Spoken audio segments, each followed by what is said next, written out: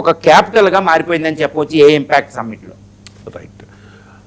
ఒకవైపు ఎంజీరావు గారు, ఒకవైపు అమెరికా ఇరాన్ మీద యుద్ధం చేయడానికి సిద్ధమవుతూ ఉంటే ఇరాన్, రష్యా, చైనా ఈ మూడు కూడా త్రికూటంగా ఏర్పడి ఇప్పుడు అమెరికా మీద దాడి చేయడానికి సిద్ధమవుతున్నట్లుగా వార్తలు వస్తున్నాయి. అంటే అమెరికా ట్రంప్ త్రికూటమి ట్రాప్లో పడ్డారనుకోవాలా? మరోవైపు చూసుకుంటే బ్రిటన్ కూడా చాలా స్పష్టంగా చెప్పింది ఇరాన్ మీద దాడి చేస్తే తన ఎయిర్ బేస్లు వాడుకోవడానికి వీలేదు అని చెప్పి బ్రిటన్ ప్రకటించిన పరిస్థితి. ఇటువంటి నేపథ్యంలో ఒకవైపు రష్యా, చైనా, ఇరాన్లు కూటమిగా ఏర్పడుతూ ఉన్నాయి. బ్రిటన్ నో చెప్తోంది, మిత్రదేశం. ఇలాంటి పరిస్థితుల్లో కూడా ట్రంప్ ఇరాన్ మీద దాడి చేయడానికి సిద్ధమవుతారా, లేకపోతే వెనకడుగేస్తారా?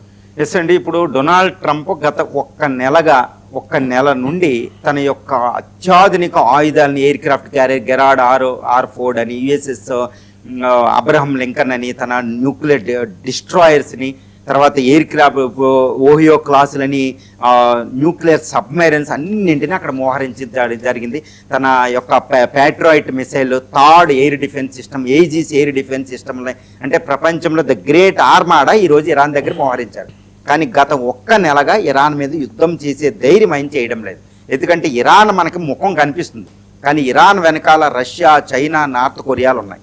అమెరికా రష్యా యొక్క కింజాల్ ఎయిర్ డిఫెన్స్ మిసైల్స్ ఉన్నాయి అక్కడ, air craft, anti air craft carrier. తర్వాత చైనా యొక్క DF-17, YJ-20 లాంటి మిసైల్స్ ఉన్నాయి. వాటిని ఎదుర్కొనే అమెరికా ఎయిర్ క్రాఫ్ట్ క్యారియర్లు నాశనం అవ్వకుండా అక్కడ ఉండవు. కాబట్టి అమెరికా ఏంటంటే ఇప్పుడు డొనాల్డ్ ట్రంప్ ఒక ట్రాప్లో ఇరుక్కున్నాడు, ఒక త్రికూటమి బిగ్గెస్ట్ ట్రాప్లో ఇరుక్కున్నాడు. ఆయన ముందే ఏదో ఆలోచించవలసింది. ఎందుకంటే గత ఒక నెలగా ఇరాన్ మీద అటాక్ చేస్తానని వెళ్ళారు. ఇరాన్ మీద ఎందుకు? ఇరాన్ మీద దాడి చేయాలి, లేకపోతే ఇరాన్తో అణు ఒప్పందం మీద సంతకం చేయించాలి.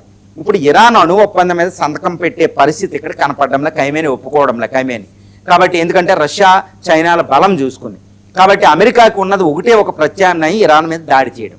ఇరాన్ మీద దాడి చేస్తే ఇరాన్ ఓడించే పరిస్థితి అమెరికాకి లేదు. ఎట్టి పరిస్థితుల్లో ఇరాన్ పూర్తిగా ఓడించే సత్తా ఈరోజు అమెరికాకి లేదు. ఒకవేళ అమెరికా ఇరాన్ మీద దాడి చేస్తే అమెరికా కూడా నష్టం కలిగేటట్టు ఉంది. అమెరికా మీద ఏ నష్టం అంటే ఒక్క ఎయిర్ క్రాఫ్ట్ క్యారియర్స్, ఒక డిస్ట్రాయర్ నాశనమైన అది అమెరికాకి తీవ్రమైన అవమానంగా మిగిలిపోతుంది. ఒక పెద్ద హ్యూమిలియేషన్ అనమాట ప్రపంచ సుప్రీం మిలిటరీ పవర్కి. కాబట్టి ఇరాన్ ఓడిపోయినా ఇరాన్ వీటిని ఎయిర్ క్రాఫ్ట్ క్యారియర్లు, డిస్ట్రాయర్లు, కొన్ని షిప్లు, కొన్ని తర్వాత 5th జనరేషన్ ఫైటర్లు, B-2 బాంబర్ లాంటివి ఫెయిల్ చేసింది అనుకోండి, అమెరికా ఓడిపోయినట్టే. చాలా తీవ్రమైన నష్టం. ఎందుకంటే ఒక్కో ఎయిర్ క్రాఫ్ట్ క్యారియర్ $13 బిలియన్ ఉంటుంది. ఒక B-2 బాంబరే $2 బిలియన్ ఉంటుంది. అమెరికాకి చాలా తీవ్రమైన నష్టం, కాస్ట్లీ వెపన్స్ అవి. కానీ ఇరాన్ ఒక చిన్న దేశం వీటి మీద అటాక్ చేసిందంటే 3000 మిసైల్, 80,000 డ్రోన్లు పెట్టుకుని డిస్ట్రక్టివ్ పవర్ ఉండి అది అటాక్ చేస్తే అమెరికాకి తీవ్రమైన పరాభావం అది.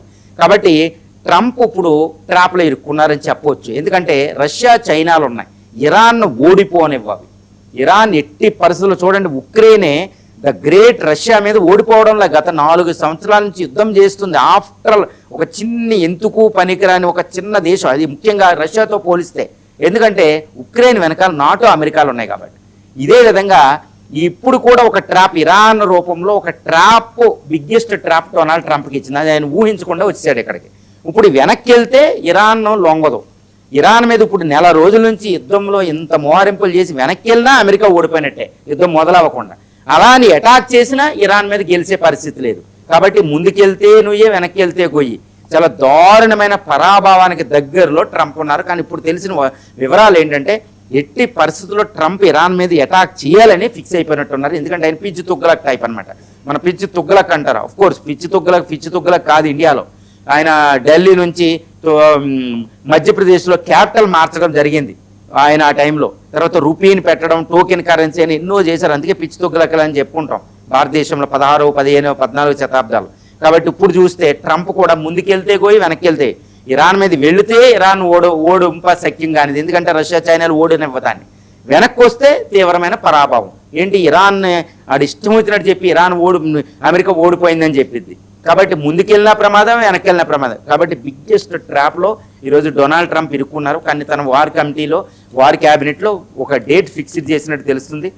ఎట్టి పరిస్థితుల్లో ఇజ్రాయెల్తో కలిపి, బ్రిటన్ వచ్చినా రాకపోయినా ఇజ్రాయెల్తో కలిపి ఆయన అక్కడ న్యూక్లియర్ రియాక్టర్లు అయిన ఫోర్డో, ఇస్ఫహాను ఇలాంటి న్యూక్లియర్ రియాక్టర్లను సర్వనాశనం చేసేయాలి ఒక వారం రోజుల్లో. తర్వాత వెనక్కి రావాలని ఒకటి ఫిక్స్ అయ్యారు. అంటే ఇరాన్ మీద ఆయన దాడి చేస్తున్నారు.